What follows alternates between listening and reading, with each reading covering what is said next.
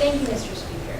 We think that when you're in a vulnerable position, insofar as you are in a relationship with someone you care about, that when that ends poorly, whether that be the fault of the other individual, yourself, or just how the relationship functions, that affects how you view your past, how you interact with yourself, and how you interact with relationships in the future. We think that all happens negatively. So on our side of the house, we would say, this house would erase the memories of bad relationships. So if you're an individual and you have a bad relationship, we think it's within your best interest to use a technology that erases the memory of that relationship. Insofar as it's possible with this technology, we think that other memories should stay intact, but you would have no recollection of that person.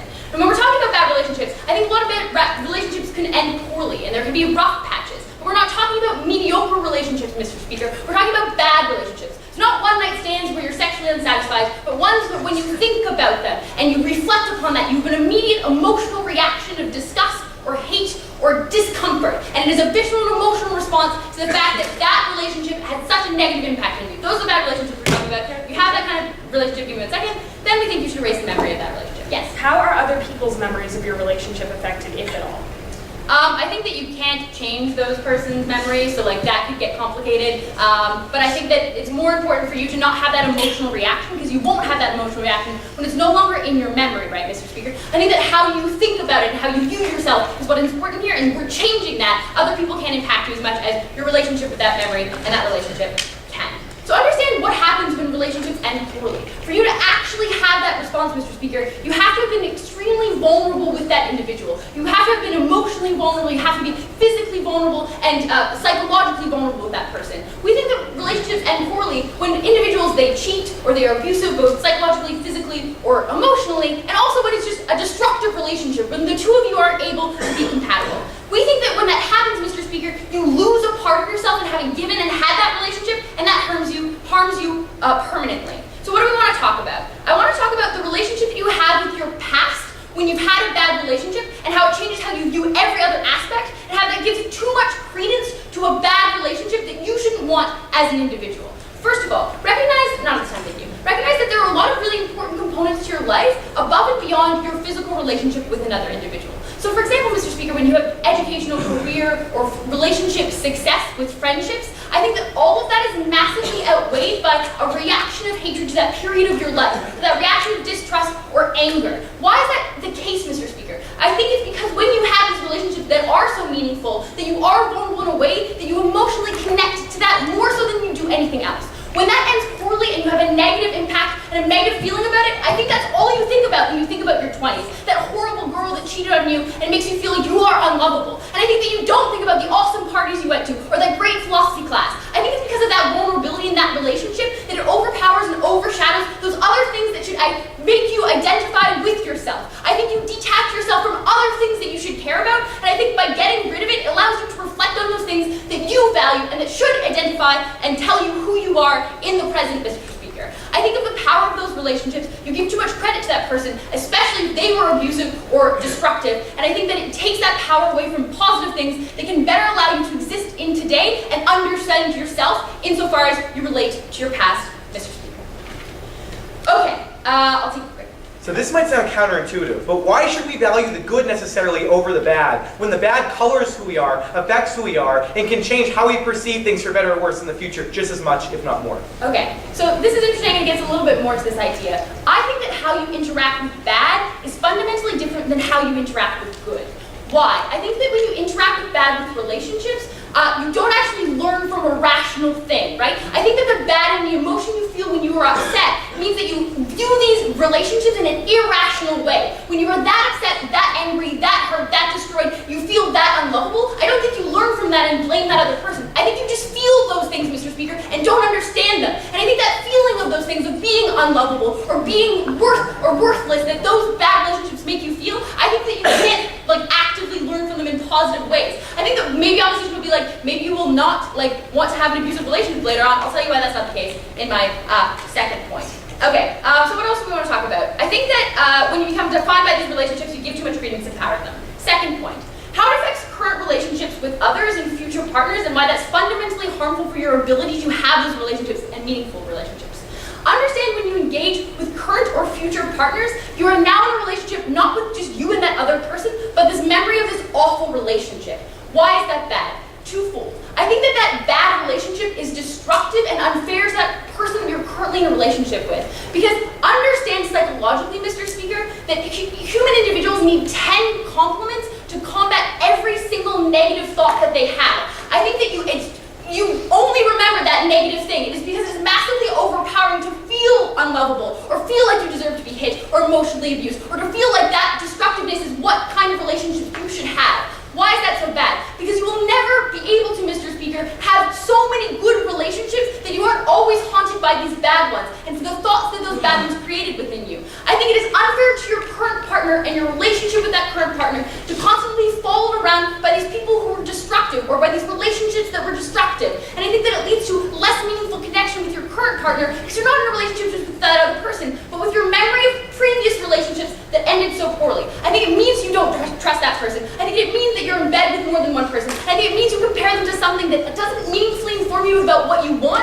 but just about how it feels to be in a bad relationship. I don't think that's meaningful information. I don't think you glean meaningful information from that. So again, how is it different to look into this relationship with a bunch of positive relationships that you had versus a bunch of bad ones? I don't think that when you have bad ones, you inherently say, I don't want that again. I think often people say, I want to have that relationship and fix it. Or I want to have that relationship and I want to win it, Mr. Speaker. So I think more often than not, people don't go back and say, oh, I will avoid that bad relationship. They also psychologically want to say, I'll find that person again and I'll fix it, or I'll be better, or I'll tell them that I'm lovable. I think that leads to continuous self-destructive relationships, not from learning from them. In contrast, Mr. Speaker, I'd say when you have positive relationships, you learn about yourself and how you want to be in a relationship. I think that it's much more likely in bad relationships for you to seek out that relationship again and fix it and prove to those individuals that you're worthy of their love, or that you can make it work because you're good enough. I don't think you meaningfully learn from them in that way, in any way, shape, or form.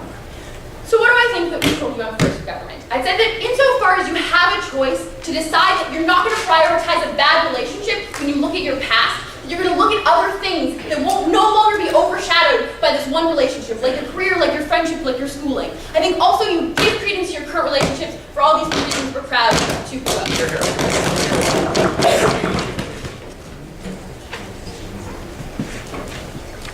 I thank that speaker very much for her remarks. This House is now very pleased to welcome the Leader of Opposition to open up the case for the opposition bench.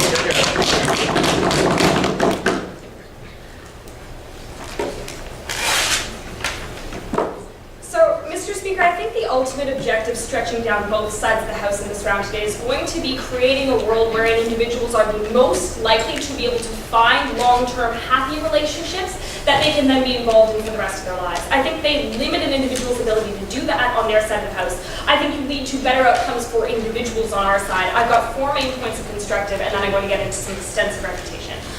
So first of all, Mr. Speaker, principally, why do we think it's bad for individuals to want to erase their memories in the first place? Not only are we not convinced that this is actually a meaningful, rational choice, as I'm going to develop in a few moments, Mr. Speaker, but we're team pro-diversity of lived experience. I think that insofar as the thing that defines you, who you are, is a collection of experiences that you have lived and your responses to those experiences over time, those bad experiences are as valid a part of your identity as the ones that you enjoyed, Mr. Speaker. I think that insofar as on their side of the House, they think that by remembering traumatic things, you lose the ability to engage with yourself, and they identify that as a harm. They meaningfully enhance that harm on their side of the House when you are stripped of the knowledge of the way you respond to certain situations that you are likely to find yourself again in the future, right, Mr. Speaker? I think that that hurts your ability to respond to future situations well and thoroughly.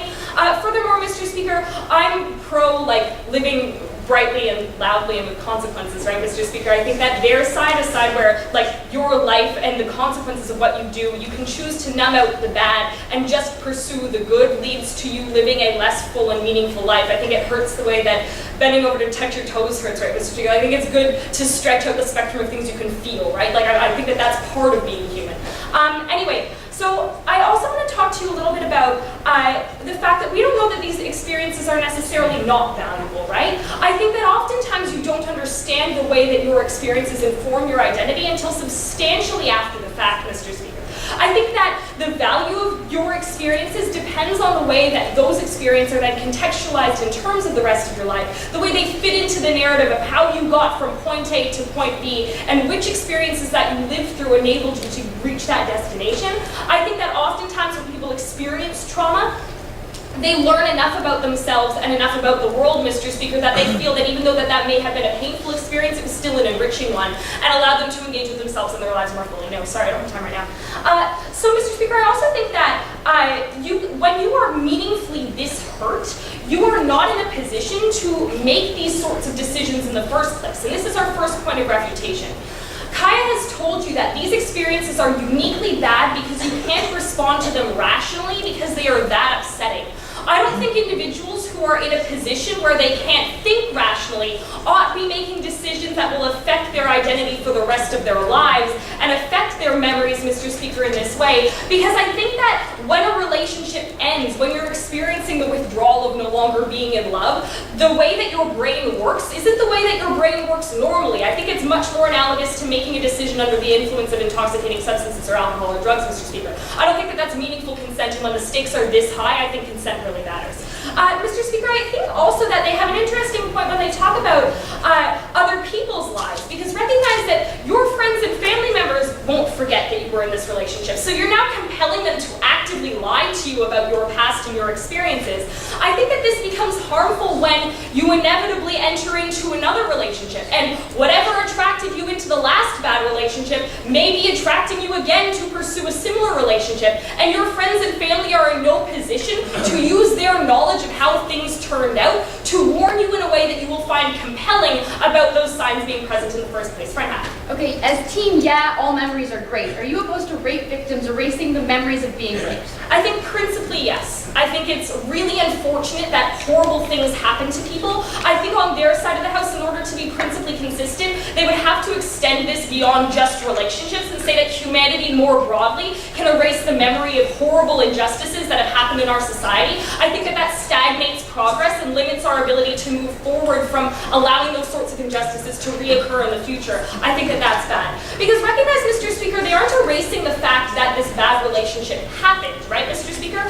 What they're doing is they're leaving an individual even more vulnerable in the future, insofar as they won't be able to recognize where things went wrong in the past and be able to defend themselves in the future. Recognize that potentially their abusive ex still remembers who they are, right? So I think that that's probably bad, just from the ability to avoid interacting with those people who might want to re-victimize you, Mr. Speaker. But I also think that we hurt the ability of individuals to interact with their support system, individuals who are particularly vulnerable or who have been abused or who have the propensity to choose, abusive relationships, Mr. Speaker. When we force them into an antagonistic relationship with their friends and family, who now have to maintain a lie about this person's life, we think that that hurts their ability to access that network and have meaningful relationships with their loved ones in general, Mr. Speaker. I think that when you feel isolated from your friends and family, you're more likely to get into bad relationships in the first place. I think they lead to a self-perpetuating cycle, and the worst kind of mistake, which is a mistake you can never learn from, because the mistake of erasing your memory is one that you can never acknowledge having participated in. There's nothing to stop individuals from repeating the harms and bad decisions that they made in the past on their side of the house. Mr. Speaker, I think also that I recognize that sometimes it is your fault that a relationship fails, right? Like, oftentimes it is maybe at least a little bit your fault that a relationship fails. And I think that being able to rationally examine after the fact, after the initial hurt and trauma is over, Mr. Speaker, why a relationship went off the rails, and possibly acknowledging your part in it, leaves you in a position to be a better partner in the future and makes it more likely that you're going to find a healthier relationship somewhere down the line. I think that that meaningfully improves your ability to be happy in the future if you know how to be a better participant in the relationship, and I think that that's good. I've refuted a lot implicitly. I'm going to just flag anything explicit that I missed right now. So this idea that you internalize these ideas when you're being victimized by an abuser, recognize that that low self-esteem still exists on their side of the house. The only problem is that individuals now can't protect themselves against becoming involved in those situations in the future, either with the same person or with future partners who repeat similar patterns of behavior. We think that your ability to exit that cycle improves on our side of the house when you can access your experiences that you've had in the past. And I also think, Mr. Speaker, that the case line they have about how this affects how relationships distort your ability to engage meaningfully with the world and with yourself, I think erasing a fundamental part of your identity during often formative years of your life, Mr. Speaker, is a really great way of also distancing yourself from your identity and from the world.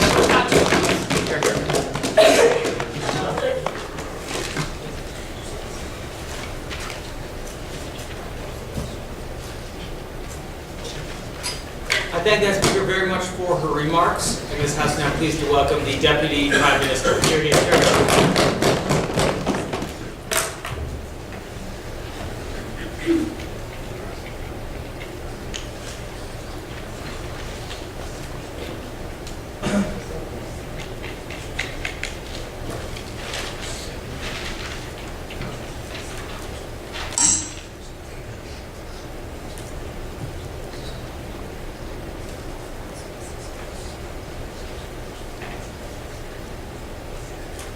Thank you, Mr. Speaker. So I'd like to point out that Amelia did very little refutation of anything that Kaya said. She did it in the last 30 seconds of her speech, which does not give Kaya's material credit, and I'd like to flag that. Mr. Speaker, I'm also bringing a third point to this round, how this actually harms interacting with yourself during and after your relationship, Mr. Speaker, and how that permeates all the rest of your relationships subsequently. And then I'm going to refute everything that Amelia says. Okay. So first of all, Mr. Speaker, recognize that during this relationship, if it's very bad, right? And we have said to you that it's going to be very, very bad. So we think that you develop a massively harmful self-image that is both perpetuated and reinforced by the individual who continually tells you or creates the circumstance within which you find yourself. But not only that, Mr. Speaker, so if they tell you that A, you're fat, or B, you're ugly, or C, maybe you interact with, you're crazy or whatever, it starts to reinforce over time, because presumably this will take a long time in order for it to have as harmful an effect, or it won't take that much time, and it can create exactly as much destructiveness within yourself. I think that recognize that as soon as you start believing that about yourself, Mr. Speaker, it has a negative and visceral impact, like Kaya says, but that also becomes reinforced by when you have that negative response when you, interact with other people around you during that relationship.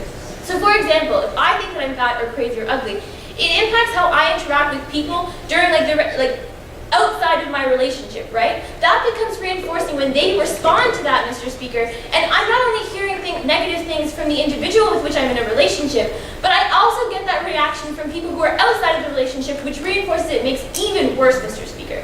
So I think that makes and entrenches your self-loathing beyond anything you can cope with during or after your relationship. I think it's so strong, Mr. Speaker, that it's inherently, it's destructive basically forever. The reason why having, the ability to forget that, Mr. Speaker, is that you can have this sort of positive character building that they're advocating on their side of the house.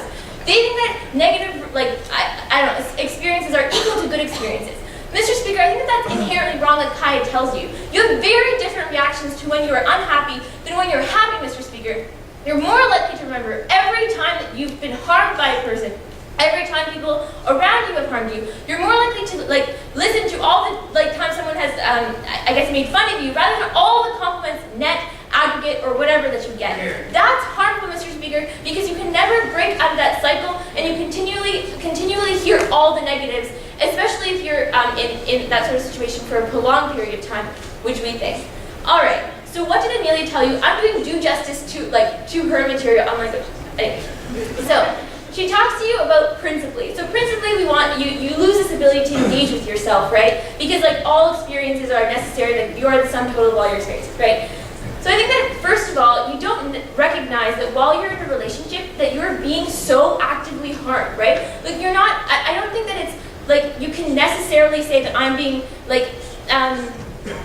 I think that it often happens, Mr. Speaker, in very subtle ways that you cannot pinpoint, that you cannot fix, right? Also recognize that relationships are between two people, right? So even if you recognize something that within a bad relationship, it's often very hard for you to break away from that relationship, but it's also very hard for you to fix the person, fix any sort of problem that you're experiencing. You can tell someone that you think that they're treating you poorly as much as you possibly can, but that and you may have the illusion that you're fixing your relationship, but I don't think that you necessarily are. So anyway, especially over time, it entrenches bad responses, right? But before I go on, go ahead. Okay. In a world where side proposition's norm is upheld, how are abusers ever held to account in any way? Okay, so I will eventually talk to you about that, but Kaya did respond to that. She says that this enables you to break the sort of cycle that you find yourself in, right? Recognize that, say you're in an abusive relationship, Mr. Speaker, sometimes you remember that abuse, it actually creates a feeling of PTSD a lot of the time, particularly if there's an abusive relationship, that you seek out in further relationships because you feel like you're unworthy and feel like that is all your, like, that is all, I guess, you're worthy of, right? So second of all, she says that, okay, so basically she says, you're not making any good decisions, so how can you make this rational calculus if you are irrational at the time that you're making the choice to lose your memories? So, Mr. Speaker, I think that you can make the decision to become a more rational person. I think that on net, that is a good decision to make. And if you realize that you do want to, like, I don't know, forget about a bad relationship or whatever, and move on, Mr. Speaker, I think that you should have every ability to move on that you can possibly get for yourself. I think that when you've been abused in a relationship, and I think like you a lot of the time would like to forget that, Mr. Speaker, but you are prohibited by doing so because of your brain chemistry. If you can change that brain chemistry, Mr. Speaker, I think that it would be unethical for us not to provide that choice at all, and I think that the individual wouldn't, would often, very oftentimes take it. Okay. Thirdly, she talks to you about how this harms your relationships with people around you, because you're pretty much sentencing them to silence. First of all, Mr. Speaker, I think that this is kind of an exaggeration because you're not telling them to lie to you all the time, right? I think that maybe if there are nice people that help you forget that this person ever happened, and presumably if they're the loved ones and they want you to forget this individual existing within your life, I'll take back half in a second. But also, Mr. Speaker, I think this enables a rational discourse that you've been previous to taking this treatment, I guess, from having, right? I think that a lot of the time your loved ones do want to help you and do want to permeate your irrational cycle, Mr. Speaker, and are prevented by doing so because you find yourself in that situation. So I think that this enables a rational discourse that they wish they could have with you, and then I think that eventually you can even forget that person existed. It's fine, Mr. Speaker. You can still have rational discourse about ways forward, right? I think that that's okay. And then, okay, so Kaya's POI was regarding rape, right? So she says that when you have certain very visceral, problematic things in your relationship, this, you're actually debilitated from further, like, taking actions to help you in the future, right? I think that what happens, Mr. Speaker, is that you start, like, superimposing your past, I guess, problems onto your future relationships. You start homogenizing things and generalizing from things of what you learn. So what you learn from this bad relationship that you have in the past, right? So you learn maybe that, I don't know, all men are evil or all women are evil or crazy. You do start to generalize that onto future relationships, Mr. Speaker. And it's very apparent to your partner, especially when they have to deal with that, with your, I guess, past experiences. I think a lot of the time the partner would like to break through to the person and help and fix the person by giving them 10 compliments to every, one past harm. But a lot of the time that is not effective, Mr. Speaker, based on your past experiences. So Kai tells you how this helps you fix that cycle and helps the individual have the propensity to choose in the future. And for all these reasons,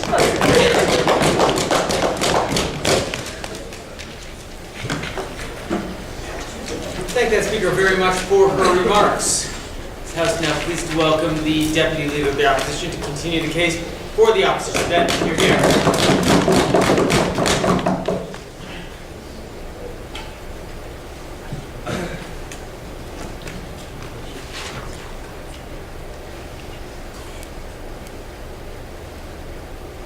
Thank you very much, Mr. Speaker. So we're actually doing this, right? We're actually doing this in the real world, in the world of the debate. We're actually going and taking the memories out of your brain, and then you're walking around and everyone's like, did you call Brad? And you're like, who's Brad? Like, just imagine in practice what it would be like to be this person. It's crazy, right? You can't meaningfully interact with anything that just happened in what was obviously a very important part of your life. I think all of this vaguely wishy-washy, best case scenario analysis we get on this side of the house isn't the reality of how this is used in a lot of circumstances. So I want to talk about this. It takes away your memories. This is the key thing. It takes away your memories, but your feelings and your predispositions and the sort of person that you are the same. So if you don't have the memories, right? The reason that human beings evolved to have memories was that so we could not make the same mistakes over and over again. So we could remember stuff. So we could improve. That is what the purpose of memories are are, Mr. Speaker. So I don't even understand, like, they're the, you know, the goldfish model of human existence. On this side of the house, you would repeat these same bad patterns over and over again. So one little new philosophical idea I want to quickly mention on, related to this idea, which is, I think you are your memories in some very meaningful sense. Like, you are your consciousness. So I think when you engage with what they're doing, you are in some sense killing a part of yourself, right? Amelia gave you a lot of analysis about how this is, you know, this is numbing, but it's somehow even more than that. You're excising a part of your actual experience. We're just very philosophically opposed to that on opposition, Mr. Speaker. We think that you have a metaphysical responsibility to continuing to exist in some sort of way, right? We think if you have consciousness and that is altered, then you're not you anymore. Like, you're killing the you were and making some new alternate you that didn't engage with the same life experiences, and we think that's a massive philosophical harm on this side of the house. So let's go into what Rana talked about.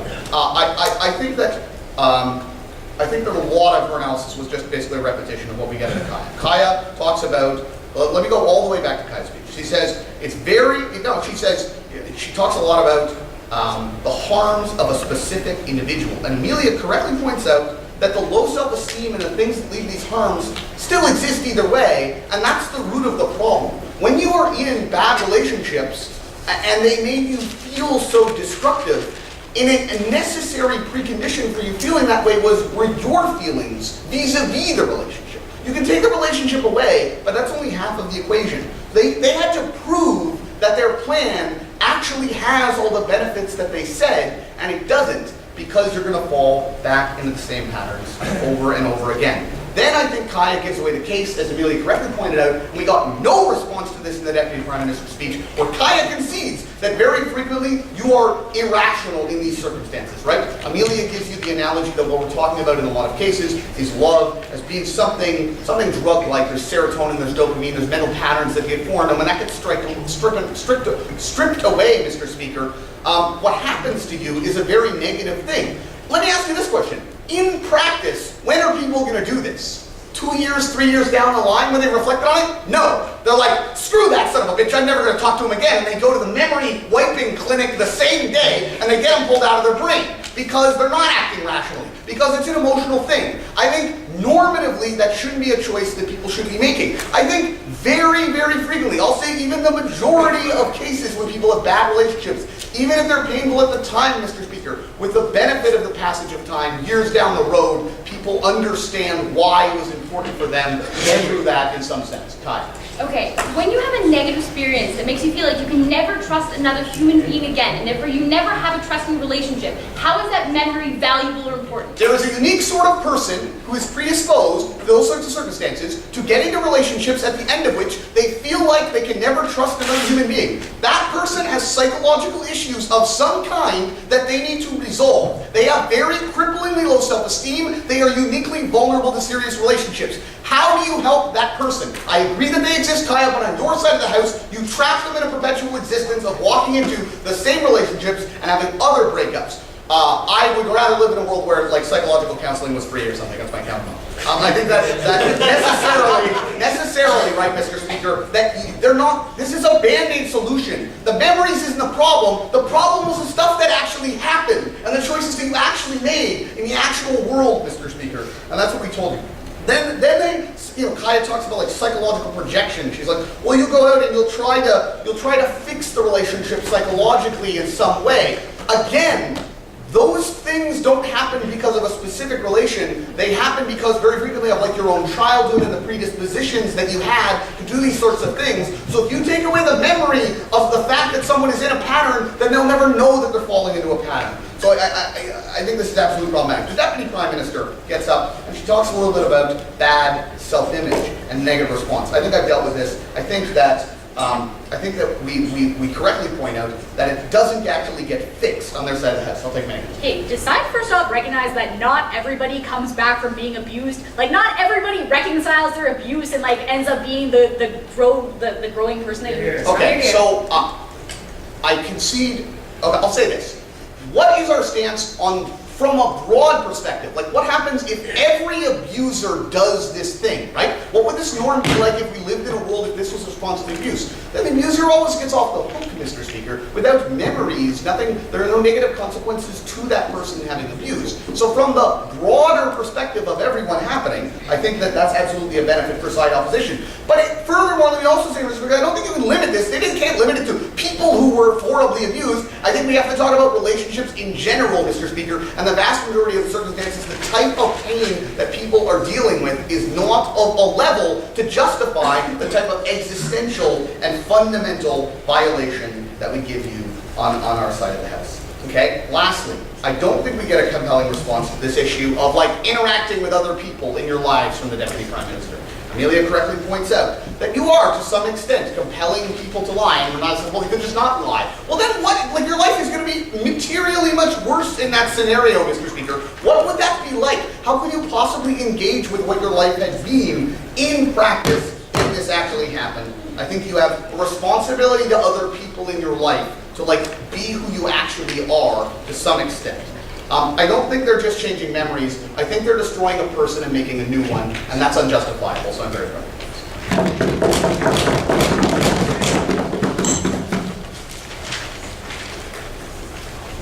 I thank that speaker very much for his remarks. So I'm now pleased to welcome the member of the government to continue the case for the entire government bench. Hear, hear.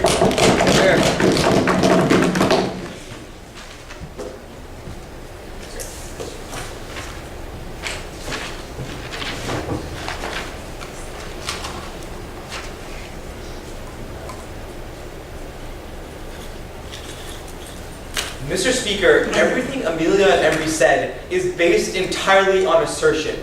At no point do they really define for you why all people who go through bad relationships come to reconcile themselves with those relationships, become this positive, forward-thinking individual who seeks to associate those harms and learn something from them. I think in the majority of cases, actually, and that's what me and Megan have improved to you on Team's second proposition, that people don't come to terms with that it negatively impacts their lives for the rest of their lives, and that you compartmentalize it, and it's a bad part of their psyche, and you should give people to get rid of that sadness. If we can provide appropriate levels of rationally define why in other scenarios people are likely to do something else, we can counter-propose all other things, we can counter all of the rationally well sought out explanations that Amelia choose to give you, which are at their base assertions. So let's get into our extension first on what we believe is important on side second proposition. The first thing we want to talk to you about is why we think that the presence of past relationships, even if in the best case scenario of side opposition, that you can reconcile with them, yourselves with them, that they always negatively impact your life. First of all, let's talk about your life in general. I think the fact that you as an individual are not primarily only associated with your relationship, that there are a number of other things in your relationship, in your life, like your religion, your family, your social circle, your education, all of which we think are things that get negatively impacted by the fact that you are in a bad relationship. I think the fact that you negatively view any one certain thing within your life means that you necessarily are limited in your ability to derive happiness from that thing in the future, because it's always associated negatively with that bad relationship, and you always see it through that lens. I think in very few instances, you're able to overcome that or move past that. I think in that scenario, when you give yourself the ability to overcome this, you move forward the most. I think that's the principle that me and Megan want to bring you. That if there's overall sadness in your life, you as a human being should have the ability to remove that sadness. I think that is entirely what the point of human choice is. That you should have the ability to make yourself as happy as you want to be in a certain given scenario. I think even if that is an irrational decision, that overall if it makes you happy in that circumstance, that is something you should have the ability to do. I think that is the principle we stand on, because overall that means that you can positively interact with all other forms of your humanity, all other forms of your life. Secondly, let's talk about the person you've become. So I think in a lot of cases in these relationships, that person negatively impacts you, and at the end of it, you find that you aren't necessarily the person that you want to be. You've become an individual who you yourself despise. Be it that you've gotten into crime, be it that you've done some other reprehensible thing that person influenced you to do, but now that is a permanent part of your identity. I think if you as an individual want to take the freedom of choice to choose to remove that bad thing from your life, then you should have the ability to do so. I think furthermore, this is a concept that we give people all the time, insofar as they should have the ability to remove and change a fundamental part of their identity if they don't believe it to be true. Insofar as you're allowed to change your sex, you're allowed to change your geographic location, you're to change every single aspect of your life, like your name, if you feel like that identity no longer suits you. I think that's just a basic theme in all motions across the HWS Fall Classic this year, and something that we really propose on Side Second Proposition. So thirdly, I think that you shouldn't have to necessarily change all aspects of your life, and that's something that comes about as a result of bad relationships. When individuals break up, they necessarily have to divorce themselves from all aspects of that relationship. So your social circle, where you lived, all your other things that were important to you, you necessarily have to give them up to distance yourself from that relationship. I think under that scenario, that when you choose to forget, you can still positively integrate and talk and positively have relationships with all those things and not necessarily have to give them up simply because that other human being was part of that scenario. I'll take back half. So even if all this is true, and even if you have to go through all of this once, isn't that preferable to having to go through the same cycle over and over again, Okay, yeah, so I'm experience the going to same talk about, traumatic things over and over? thank you. I'm going to talk about this rebuttal and how, in fact, when you force an individual to keep these memories, they are far more likely to find themselves in that situation again under your side of the house. That's in rebuttal. So I think we've proven to you on Side Second Proposition why you necessarily need to distance yourself from that relationship, but moreover, that the principle you should have the freedom to do so, even if it isn't that serious, even if it's something that you fundamentally feel makes you happy as an individual, is something you should have the ability to choose to do. I don't think it is necessarily this coercive, irrational decision that Embry deems it to be. But let's go into rebuttal now. So what they talked about on first opposition is that people are going to do this necessarily when they're thinking irrationally and they simply hate that person. First of all, we say that that's okay, that you can choose to do that because in that moment, if that what makes you happy and you think that that's a fundamental part of your identity, you should have the ability to do that. People do these sorts of things all the time. I think moreover, that we can also posit to you that what if a person has gone through a rape trial or like a really bad divorce and they want to, after the trial, after they put the accusee in prison, they want to simply remove the terrible memories that they have associated with that. The terrible memories of having to expose all those things in trial. I think that's necessarily a good that people should have access to, but you do get some form of retribution for all these abusers who would necessarily get off under their vision of the house. I don't think that necessarily exists. I think, moreover, that the cycle of abuse continues to exist under their side of the house when they talk to you about how you repeat these harms necessarily when you can't learn from these mistakes. So first response, we don't think people necessarily do learn from their mistakes. They don't necessarily come to fruition and come to the fact that, yes, this happened to me and it affects me as a human being and this is how I move forward and don't make those mistakes. Actually, I think in a lot of times, people find themselves in other abusive relationships with other partners when they can't remove these bad memories. That these individuals don't have a fundamental fatal flaw of human character, that they're always going to find themselves in an abusive relationship, but they did once, and the fact that all of that abusive relationship had large pernicious effects on their psyche means that they're likely to seek out that same cycle of abuse again, because that is what they feel they're deserving of. Moreover, that is what they're used to. I think you are far more likely to actually get repeats of abuse against you under their side of the house on side opposition. They also talk to you about when you're thinking irrationally, you shouldn't be able to make a decision that affects your future. First of all, we think that it affects your future anyway if you choose to do this or you choose to not. But I don't think the fact that it's an irrational decision really matters so far, as you are always sad in this situation. You're always negatively impacted by these memories. I think when you have the ability to take control of that situation and choose to forget all those things, that is a fundamental good and something we would support on our side of the house. I think what we've shown you on second proposition is that there are positive impacts and that there is freedom of choice associated with removing yourself from a part of your identity that you loathe or something that was negative to you. It is for those reasons we are proud to propose.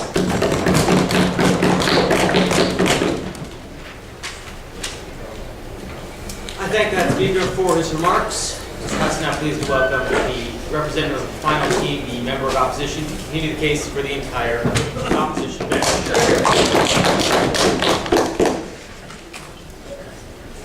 Mr. Speaker, I thank you for your recognition. Brad and I are proud to be the only American team in this round. So we agree with a lot of what opening opposition said about some of the practical concerns that might exist with this policy. We want to engage with the advocacy the side government gave you in its fullest context. We want to grant you that even if people could do this, even if many of the flaws that might exist practically were to exist, this would still be wrong of them to do, it would still be worse off for them. In order to do that, there are two areas of extension I wish to give you. The first one will simply be about the nature of harm and the nature of the good, and philosophically how we ought to adjudicate these things and why they definitionally give you the outcome that our side of the House proposes. And secondly, I'll tell you about how you actually do move forward, and I'll be sure to deepen some of the descriptive claims we heard out of the opening side, prove to you their normative analysis, and really prove to you why identity is more than just memories, why the negative experiences affect our disposition, inform our temperament, inform our personality, and why we need to understand the form of influences that compose us. So let's start with this first area, and I'll be interweaving a rebuttal about the nature of harm. So recognize we think that harm is not just about finding out that something bad happened to you, or mulling over something bad, but we think primarily it's about the bad thing itself. And I want to give an example of this. Imagine that I found out my significant other were having an affair on me, an affair. Finding out is not the thing that does the harm to me. Finding out is not the thing that makes me angry. Rather, it's the underlying claim itself. It's the fact that something bad was done to me that is the problem that one needs to move forward from. And we think that if you do not have that awareness on the other side of the house of what the harm done to you was, you can never self-actualize as a person, you can never philosophically be a complete person, you can never meaningfully understand what it is to live a full and complete life of consequence. We think on their side of the house, they can never meaningfully deal with that because they escape the harms. We think the way that you embrace life and the way that you succeed in life, no thank you, even despite adversity, and even despite the worst of circumstances, is to simply be able to persevere, to accept those, and to overcome them. We think it's that overcoming and empowerment that we're going to bring you through this extension, and I think that that's important. I want to draw another analogy here before I move on to some more normative claims. Just think about, no thank you, some of the existentialist arguments that we think about life itself. So I think we can draw a corollary. Life itself is absurd. Terrible things happen to terrible people outside of their control. They can't control what their preferences are, they often can't control getting them. But the thing is, it is not a reason on itself to end one's life, or to say that in the face of that, in the face of not having control, one should give up or should not come to terms with it. Rather, we think the way that you most do justice to the harms that are done to you, whether in the case of life itself not having full free will, or in this case being abused, or living in relationships that are not ideal, is by accepting that and taking that as a source of personal self-actualization, taking that as a source of power, and recognizing that you yourself can move on. We're going to say that even if some people in practice do not end up moving on, even if some people do get pulled down in this, we will argue that those people would face that impact anyway, and that for most people, they can find at least comparatively more power and comparatively more benefit in our side of the house. I think that's going to be very important. But further on this point, I want to talk about the nature of the good itself, and why we think that they don't actually get a very good life on this side. So recognize that we think that they just devalue goodness because they take away the badness. And we think that without a point of reference, without comparison, one can't really live a good life and an happy and enjoyable life.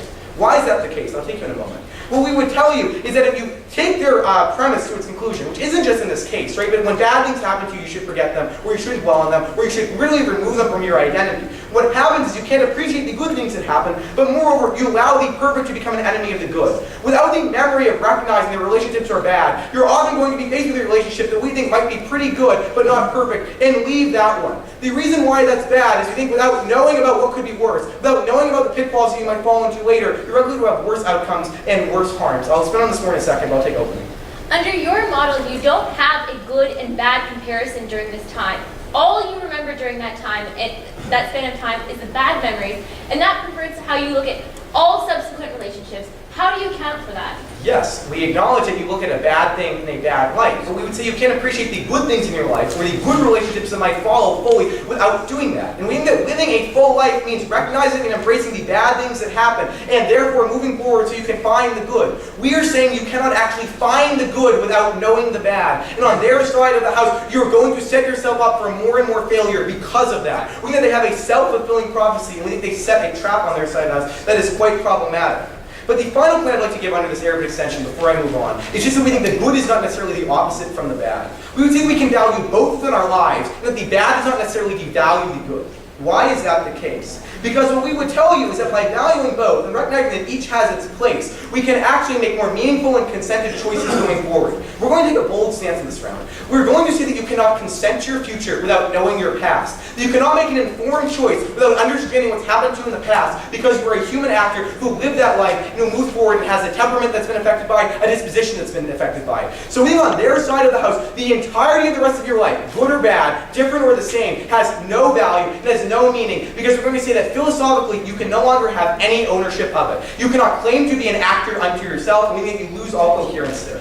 What do they tell you? They tell you that identity is multifaceted and complex, and that this will spill over to all other parts of your life, not just relationships, and therefore that's bad, and therefore that you should have a right to choose to do this. So I want to point something out that I think we hear coming up second half on government that isn't true. So the model is not like people should have a right to do this. The model is that it would just be normally better for people to do this on balance. So we're not just like saying no one should be able to do this. We're just saying that if people were to do this, it would be a bad thing. Why do we think that we're willing to bite the harm that opening gives you about the spilling over and being multifaceted? Because what we would say is that it's better to have a life, even if you're a little bit unhappy, that you can have ownership of, that you can have meaningful consent over, and that you can actually learn from. And I'm going to, in my second area of extension, I'm going to move on to, tell you why you move forward. So let's talk about moving forward and how our side of the house uniquely accesses it. So we one of the major impacts, the harms of their side of the house, is just that you get lots of confusion. You literally can't understand your temperament, your disposition, your personality, who you are, without having these memories of them. Memories are the factual, knowledgeable, informational context clues that tell us who we are. And on their side of the house, you're going to live a life that is constantly questioned, a life that's constantly confused, and one where you always feel bad about yourself. They say you always feel bad because a bad relationship will color your life, and psychologically we are predispositioned to experience the bad more fully than the good. But we think on their side of the house, if you don't know who you are, if you don't know why you don't know some things, or you don't understand what's going on, then you're always going to feel that way because you're going to feel like you're a fundamentally bad person, a confused person, someone who doesn't even know who they are. On our side of the house, we'd rather give you that at least basic starting point, because we think without that, you can't do anything. But they also tell you that there'll be these cycles of pain, that you'll be giving up parts of your life, etc., that's a good thing to do. But I think that even if it's true that our side of the house might suck for a while, for a day, for a month, for a year or two, we would tell you that we don't get worse impacts anyway. Why? Because many people who are in bad relationships are going to fall into the same traps again. But on our side of the house, even if it might be inevitable to be in a bad relationship, they can cope differently. They can realize what's going on. They can mitigate it. They can make it less likely to harm them, and they can separate themselves from the relationship. On their side of the house, you face the full brunt of the harm every time. On our side, you at least have some ability to contextualize, and it's for all those reasons that we're very glad to oppose. I thank that speaker very much for his remarks and welcome the government whip to close out the case for the entire government bench.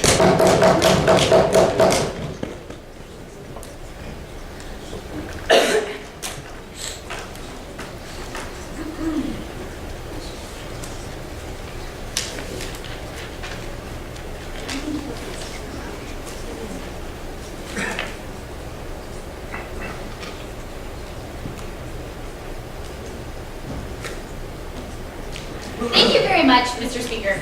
I think what all really has going for them is that they are rhetorically very powerful. But unfortunately, it seems like they've never been in a bad relationship in their lives. I'm going to tell you why it seems as though they don't understand the practical harms that we bring to you in our extension, about why your life is literally sometimes ruined by the existence of this person. We're going to tell you why a lot of the experiences are something that just generally impacts human happiness, and why you should actually just be able to choose to be happy as a human being. It's a simple argument, Mr. Speaker, and it's not nearly as philosophically powerful as theirs. We think it's going to win us the round. Okay, I'm going to ask a couple questions to sum up this debate. I'm going to ask, are all of your experiences valuable? I'm going to address this nature of harm point. I'm going to ask about, should we let nature define who we are? And I'm going to talk about actors in the relationship, other than the two people in the relationship, was a very important part of our extension. Okay, let's get into, are all of your experiences actually valuable? Because I think this runs up and down the bench on OP today, that they are for a pro-diversity of experiences. That the only way you could possibly grow is if you know your past, Simba. It doesn't make any sense. Okay, what we're going to say is that, and then first, okay, let's talk about first of all. So they talk about how you don't know those things are valuable till later. Okay, great. What we would say is you're probably going to get this procedure at least sometime later, right? Like after the relationship is ended, right? But even that, in that later, after the conclusion, we think that people have the unique right to actually choose this for themselves. Why do we think they have the unique right to choose this? Because they're the only person who has experienced that relationship, right, Mr. Speaker? We think that they trump anybody else's logic when it comes to making any sort of claim or any sort of, whatever assumption about what that relationship is actually like. Secondly, we think it puts you in a more stable mindset if you can erase things like abuse, if you can erase things like somebody who insulted you every day. It actually gets you closer to being less coerced in the future, and thereby we think that the government should actually consent to allow you to do that. We think it is actually the most rational choice for yourself because it puts you in a place in the future where you are actually a more rational human being. Embry says, but you yourself won't change because you are your memories. Okay, like, I didn't realize that Embry had, like, graduated, like, with a psychology degree, Mr. Speaker. Like, maybe you aren't your memories. We don't know. We've never used this machine before. Perhaps for a moment, you're not actually your memories. And perhaps for a moment, you could be the person you wanted to be if you didn't have those shitty memories associated with your life. Potentially, maybe if you didn't have a gambling addiction in the past, and you erased the memories of how fun it was to go to casinos, you could stop being a gambling addict in the future. It's actually a potential.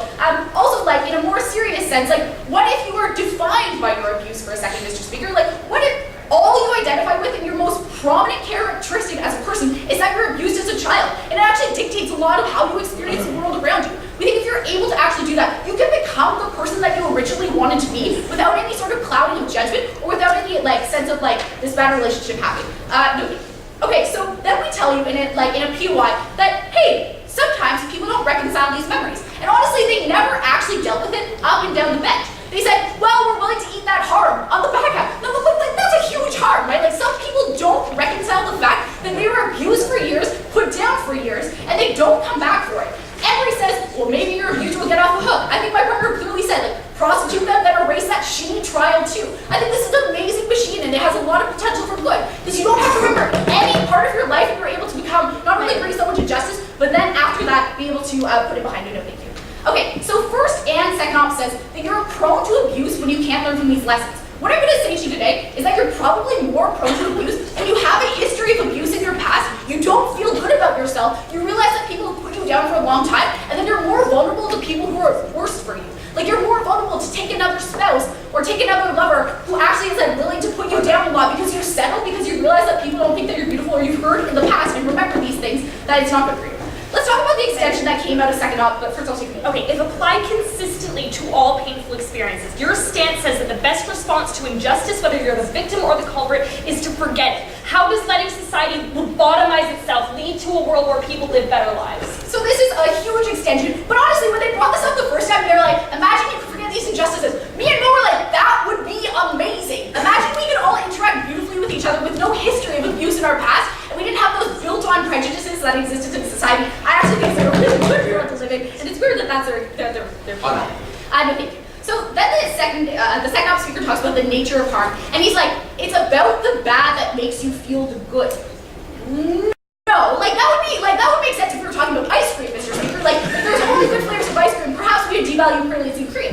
But when it comes to it's actually a lot different, right? Or when it comes to bad relationships, it's a lot different. Because what happens is you're less likely to feel the good in new relationships based on the fact that you have so much bad clogging up your past. Or based on the fact that you couldn't possibly believe that you deserve the good, or couldn't possibly believe that it's going to sustain itself. I think that's a worse world to live in on average. And then they say that you need to know your past to live well, philosophically beautiful but wrong. Potentially, like, you couldn't even access the parts of your life that are really important to you, like sex or old friends or things like that, because you have so much history of being in this relationship in your past.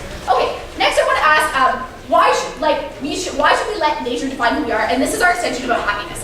Okay, so I think it's important in this debate and very, very simple to say, if you simply don't like the person you become based on your interaction with somebody else, and it's also defined a lot of your relationships with, say, your family or your friends or your relationships, based on the characteristics that you absorbed while you're in a relationship with somebody that you don't necessarily like about yourself, but that everybody understands as part of you because you had such a strong relationship with that person, we think that you should change it. I think identity changes on a regular basis, Mr. Speaker, as people see fit. I think that you should always make choices that maximize your happiness. I think this is actually a very simple fix for a huge problem that can exist in people's lives.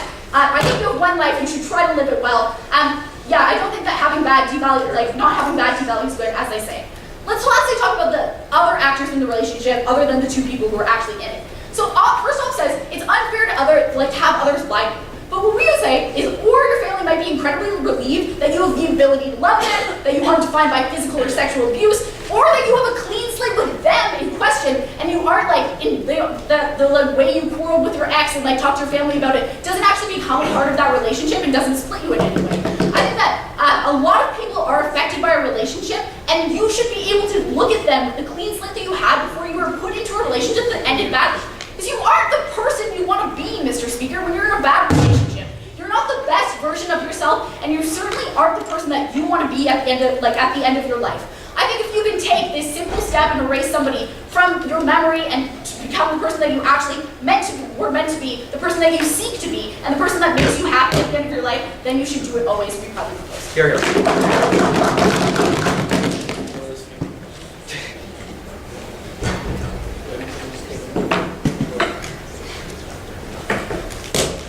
I thank that speaker very much for her remarks and welcome the final speaker of the debate, the opposition whip, to close out the case for the opposition bench. Mr. Speaker, Gov seems to be under the impression that you can just get past these things by eliminating these experiences and, in Megan's words, be who you want to be. But the problem with this advocacy is that Gov cannot change that experience actually is part of your identity. They can't change the fact that what happened in that relationship actually did happen to you. And I think that as a result of that, they can never truly rectify things on their side of the house because they can never understand their true identity. And as a result of that, and as a result of not understanding the bad experiences, then they can't truly understand what happiness is. And they can't truly know who they want to be in the long run. That being said, in this speech, I'm going to do two things. I'm going to crystallize around two things. First, why is this not a legitimate choice to actually make? And second, why are these people just going to be much worse off on Gov's side of the house? That being said, first, why is this not a legitimate choice to make? So, Gov's only response here, really, is that, well, come on, guys, people should be able to choose to be happy. If somebody is, feeling really down, they should be able to make the choice to be happy. So, I think first of all, Front Half makes a good response when they say that you can't actually make this choice rationally, because when you're making this choice, your mind is in such a crazy, effectively intoxicated state that you can't actually make rational decisions. But moreover, as David points out in his speech, we think that on their side of the house, you're entirely uninformed and therefore can't make meaningful choices. Because as you move forward and make choices throughout the rest of your life, then you can't actually meaningfully make them because you're uninformed about your past and therefore uninformed about the choice you're going to make. On our side of the house, at the very least, these people are informed of what happened in the past the last time they dealt with that and therefore have the informed choice. But I think that there's also a really important point here that David brings out in his speech, and I wish they had addressed this in back half. Because I think on their side of the house, you lose out on any frame of reference when it comes to what happiness actually is and who you actually want to be by losing out on the bad in these situations, right? Because I think that when you lose this, you're not actually choosing to be happy. Because without understanding the bad, I don't think that you can truly appreciate the good. The reason why this is the case is because happiness and sadness and all of these things, they're not just these crazy concepts that just exist, right? These things all exist on a spectrum, right? And insofar as they do exist on a spectrum, we think that you can't truly understand one without understanding the other because all of these things are relative. Right? They are all relative to each other. Everyone has different conceptions of what is good and what is bad, and as a result, without understanding your perception of one, you can't truly understand the other because you can't understand what it is good relative to, right? So at the point at which that's the case, you can't truly understand what happiness is. And as much as Megan wants you to be able to choose who you want to be, you'll never actually be able to do that because you won't understand what would make you happy. That's the response, or that's the thing they should have responded to, that they chose not to. That being said, I'll take from that. Okay, isn't it true that using your analysis, every single human being should be in an abusive relationship because that is the only way that they can appreciate a non-abusive relationship? No, because I think you need to be able to understand these things relative, yes, but you need to be able to understand them relative to your past, right? Again, as I pointed out, right, these things don't just exist. One, they are relative to one another because they are on a spectrum, right? But two, and more importantly, these things are subjective to the individual, right? And I think that you need to be able to understand this in a unique way in order to be able to deal with these things. That's the important response there. That being said, the second thing I want to talk about, and I'm already there, is why are these people actually going to be much worse off on their side, right? So Gov's big argument here is that some people may not be able to actually move forward because some people are never actually going to get over these experiences. They're just going to dwell on these experiences for the rest of their lives, and at the point at which that's the case, they'll never actually be able to move forward, right? So maybe this is true to some extent, right? But I think that we've done a good job showing you why the vast majority of people certainly can get past these things and in the long run actually lead much more meaningful lives. Yeah, that came out front half, but I think it's a good response, right? But even if it is true that some people just can't move on, or even if like many people cannot move on, right? Then we think it's much better to deal with these things once than to like deal with them over and over again for the rest of your life. Like honestly, maybe it's true that people will never be able to trust again after they were in one of these bad relationships. But we think it's actually much preferable to just not be in a relationship again because you don't trust people than it is to deal with the same terrible relationship over and over again because you're never able to actually learn from that terrible experience. And I think that's really key, right? And I think David explains this to you much more clearly in his piece, right? Because I just don't think that it's true that like simply dwelling on these things is the harm that you get in these situations, right? The harm that you get is not like finding out that you were cheated on. The harm is being cheated on in the first place, right? Like you're not like, man, I'm really upset that I found out I was cheated on. No, you're really upset that you were cheated on, right? That's the harm that you actually get. And I think that only by understanding these harms are you able to move forward. And that at least on our side of the house, we give you the chance to move forward, right? Because I think on their side of the house, when you're just reliving the same experiences over and over again, because you never learned from them and are therefore never able to move forward from them, I think all that does is scar you for the rest of your life, right?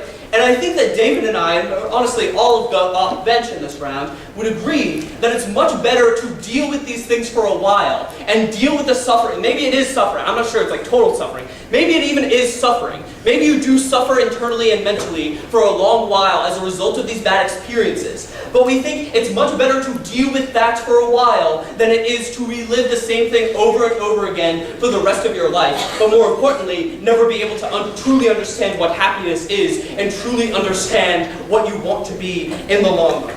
Maybe it's true that some people don't recover, but I think most people do.